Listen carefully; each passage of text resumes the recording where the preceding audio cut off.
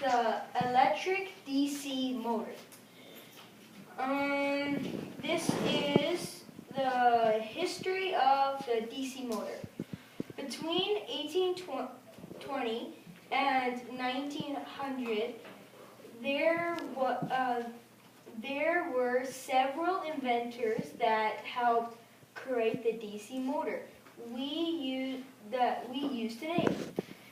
These are three inventors, but there also is several inventors. These are just three that I picked out that they helped invent the DC motor. DC stands for direct current. This is how a DC motor looks. You have a piece that looks like this,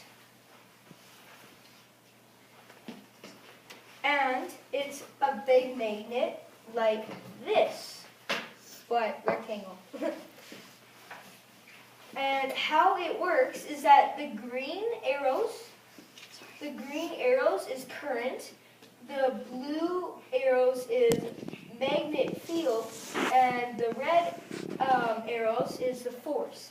The force goes in a circle because the magnet current spins it in a circle, which makes the force.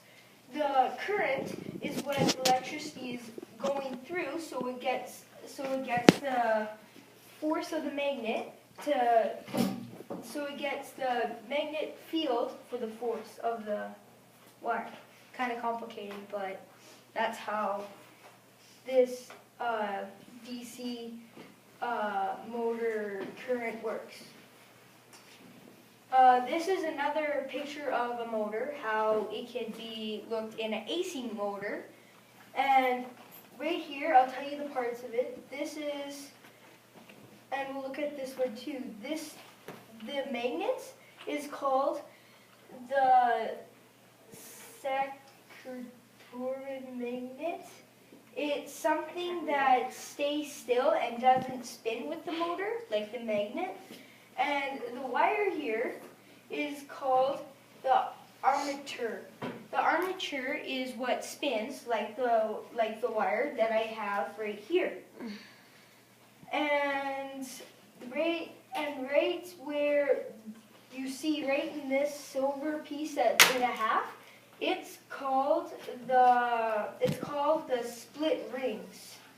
Didn't do anything. And the wires here aren't wires, they're just brushes that are hooked up to this, because if you just have wire hooked up to it, you're going to have the wire spinning around and it's all going to tangle up and look bad.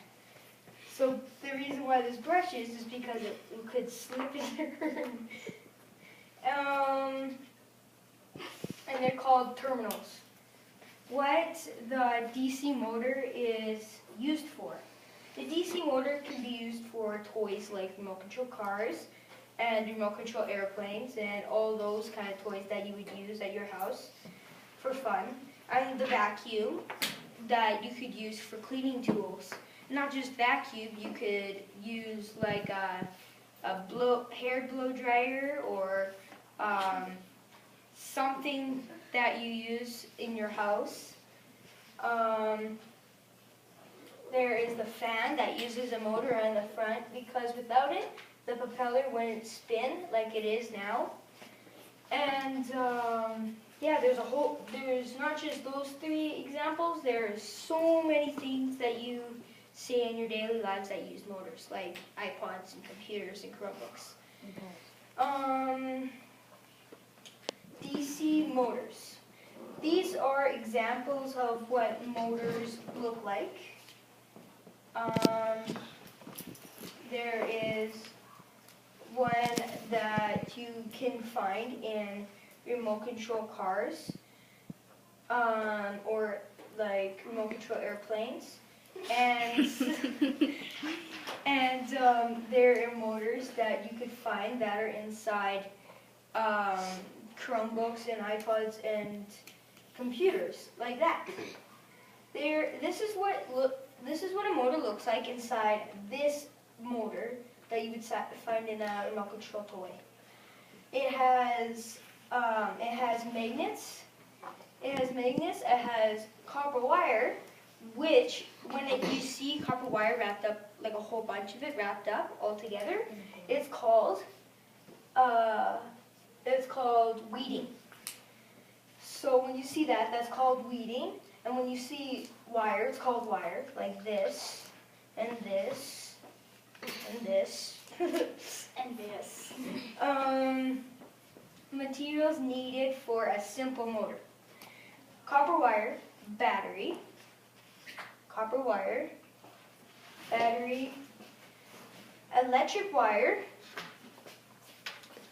and magnets.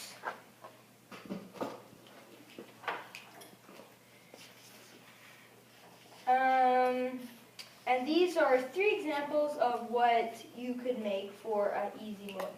And what I picked for an easy motor is this. It's not the easiest, But it's easy enough. but it looks easy enough to understand. And this is what it looks like. See how the It doesn't want to spin. It wants to spin. Okay, see how the magnets are pointing to the copper wire is to make the magnet force go up and the side like that. And then when it hits the wire, it creates a force that makes it spin. Well, but you can't get a force if you don't have electricity. That's when the battery comes in. So that's a better understanding on how a motor works, a DC motor. And the difference of a DC motor and an AC motor is that AC motor, like this here, AC motor right here, it produces its own electricity. Electricity. Thank you. It produces its own electricity, like a turbine that creates its own electricity. That's called the AC motor. This is using this is using its electricity, but it's going to run out sometime because it's using a battery.